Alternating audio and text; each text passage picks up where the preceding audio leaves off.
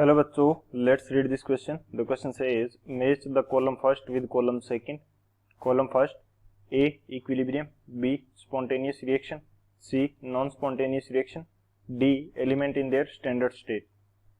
Column second, P delta G naught is greater than 0, K is less than 1, Q delta G is equal to 0, R delta G naught formation is equal to 0, S delta G naught is less than 0, K is greater than 1. Option first, AQ, BS, CP, DR. Option second, AQ, BR, CS, DQ. Option third, AS, BP, Q, CR, DR. Option fourth, AP, BR, CS, R, DQ. तो इस question के अंदर हमें column first से column second को match करते हुए correct option choose करना है। तो बात करते हैं हम लोग की कंसेप्ट की यदि बात की जाए इस क्वेश्चन के लिए की कंसेप्ट, तो यहाँ पे जो की कंसेप्ट यूज होगा वो हमारे पास क्या है, वो हो जाएगा हमारे पास डेल्टा जी एंड क्यू के बीच में रिलेशन। तो हम यहाँ पे बात करते हैं relation between delta G and Q. Q हमारे पास क्या है, रिएक्शन क्यूटेंट है, एंड डेल्टा जी हमारे पास क्या है, डेल्टा जी हमारे पास है change in free gives energy.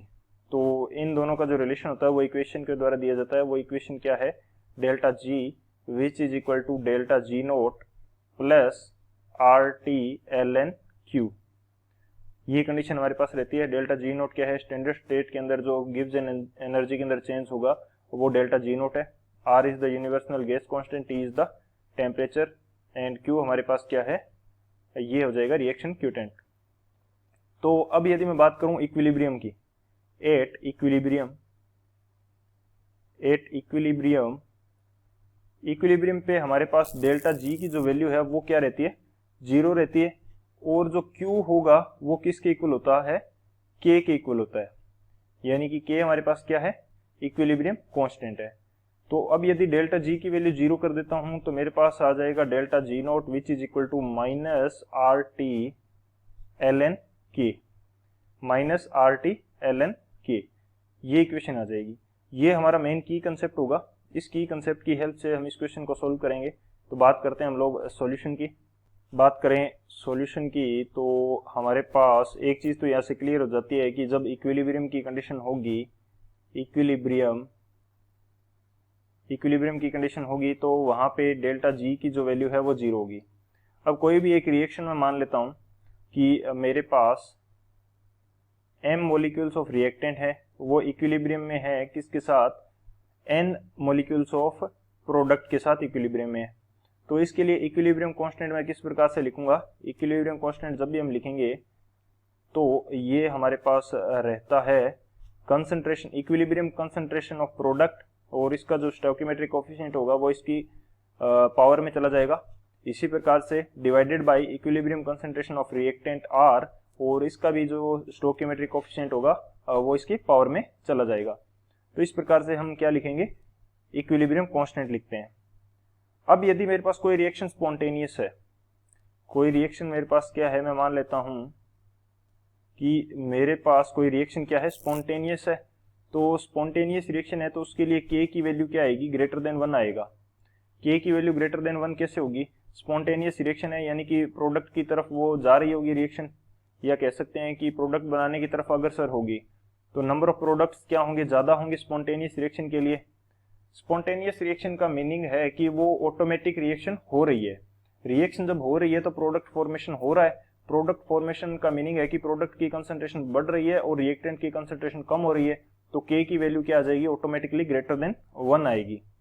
अब यदि हमारे पास के की वैल्यू ग्रेटर देन 1 है तो हमारे पास डेल्टा जी नोट के साथ क्या रिलेशन है, minus R T L N K, जब के की वैल्यू ग्रेटर देन 1 है तो एल एन के की वैल्यू क्या आएगी, पॉजिटिव आएगी, और ये डेल्टा जी नोट की वैल्यू क्या आ जाएगी, यहाँ से डेल्टा जी नोट की जो वैल्यू है वो आ जाएगी नेगेटिव। नेगेटिव आने का मीनिंग क्या है कि वो 0 से क्या है, छोटी है, वो 0 से क्या है, छोटी है। तो यदि हमारे पास डेल्टा जी नोट की वैल्यू क्या है, 0 से छोटी है, और जो के की वैल्यू ग्रेटर देन 1 है, तो इसका मीनिंग क्या हुआ कि हमारे पास रिएक्शन कैसी है, स्पॉन्टेनियस है। और यदि मेरे पास रिएक्शन क्या हो, नॉन स्पॉन्टेनियस रिएक्शन हो, मेरे पास नॉन स्पॉन्टेनियस रिएक्शन है, तो नॉन स्पॉन्टेनियस रिएक्शन क्या होगी, प्रोडक्ट की तरफ नहीं जाएगी, वो रिएक्टेंट की तरफ जाएगी। स्पॉन्टेनियस होने से मीनिंग है कि हमारी डिजायर्ड डायरेक्शन के अंदर वो रिएक्शन जानी चाहिए। तो डिजायर्ड डायरेक्शन क्या होती है, जो प्रोडक्ट बन रहा है वो डायरेक्शन हमारी डिजायरेबल होती है या डिजायर्ड डायरेक्शन होती है। अब यदि मेरे पास वो प्रोडक्ट की तरफ नहीं जा रही है, तो उस कंडीशन के अंदर के की वैल्यू क्या होगी, लेस देन 1 होगी, यानी कि रिएक्टेंट ज्यादा कंसंट्रेशन के अंदर होगा और जो प्रोडक्ट है वो कम होगा। तो यहां से मैं निकालूंगा डेल्टा जी नोट, वो क्या आ जाएगा, minus R T L N K. अब के की वैल्यू क्या है, लेस देन 1 है, तो डेल्टा जी नोट की वैल्यू क्या आएगी, डेल्टा जी नोट की वैल्यू क्या आ जाएगी, ग्रेटर देन 0 आ जाएगी, क्योंकि ये डेल्टा जी नोट की वैल्यू पॉजिटिव आएगी। पॉजिटिव आने का मीनिंग क्या है कि ग्रेटर देन 0 है, ग्रेटर देन 0 है, तो वो रिएक्शन कैसी हो जाएगी, नॉन स्पॉन्टेनियस रिएक्शन हमारे पास हो जाएगी। और इक्विलिब्रियम के ऊपर क्या होगा, इक्विलिब्रियम के ऊपर हमने डिस्कस कर लिया कि डेल्टा जी नोट की वैल्यू तो क्या होगी, डेल्टा जी नोट की वैल्यू क्या होगी, 0 होगी। और के की वैल्यू क्या होती है, वो हम फॉर्मूला से डिफाइन कर लेते हैं। अब एक चीज और यहाँ पे डिफाइन करने वाली देखने वाली बात है कि यदि हमारे पास क्या है, एलिमेंट्स जो हैं वो अपनी स्टैंडर्ड स्टेट के अंदर हैं, तो elements in their standard state, elements in their standard state.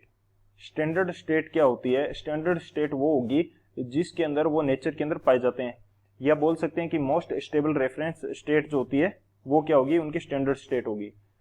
तो इस स्टेट के अंदर यदि हम एलिमेंट्स को बनाएंगे, तो उनके फॉर्मेशन के अंदर जो standard free energy, standard gives free energy change जो होगा वो 0 होता है।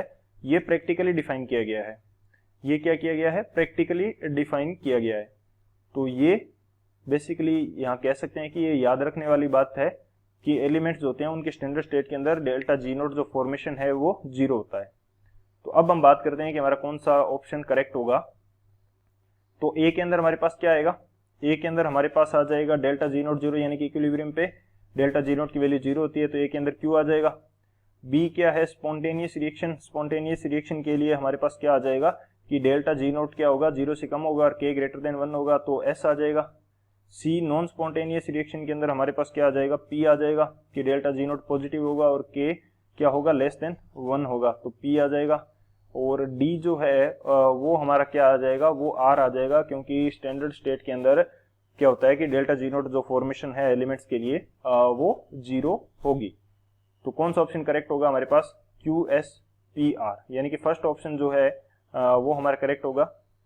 सेकेंड हमारा नहीं हो सकता क्योंकि बी के अंदर आर आ रहा है। थर्ड हमारा नहीं हो सकता क्योंकि बी के अंदर पी एंड क्यू आ रहा है, ए के अंदर एस नहीं हो सकता, तो थर्ड नहीं होगा। और फोर्थ हमारा नहीं होगा क्योंकि ए के अंदर हमें क्या दे रखा है, पी दे रखा है, तो ये भी हमारा इनकरेक्ट है। तो कौन सा करेक्ट होगा, जो फर्स्ट ऑप्शन है वो हमारा करेक्ट होगा। So option first is the final answer. I hope you understood it well. Best of luck, thank you.